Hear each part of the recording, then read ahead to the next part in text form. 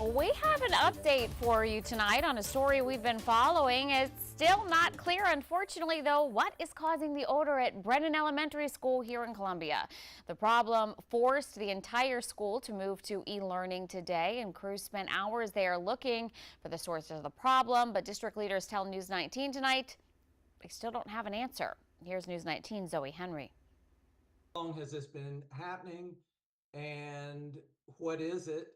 How is it being addressed? Jim Reed is the Cross Hill Neighborhood Association president. He's been speaking with community members and parents about this letter that was sent out to parents Thursday. No in-person learning was held at Brennen Friday, as crews spent the day trying to investigate an unknown odor. I think there's some fear. And the fear is the unknown, and the concern is that nothing really is coming from Richland 1 to identify what it is, what's happening. News 19 took those questions and concerns to Melvin Henry, Richland 1's Director of Building Services. On Monday, we received a call from the school indicating that there was some type of smell emanating from certain parts of the school.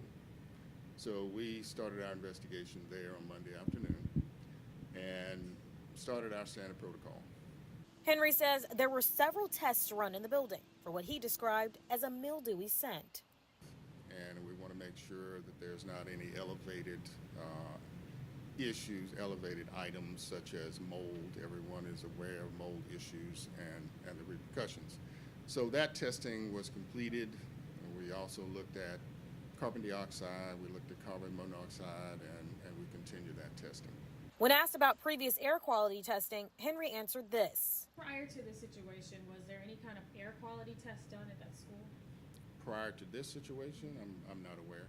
Some community members on Facebook wanted to know if a third-party investigator like the Department of Health and Environmental Control could get involved.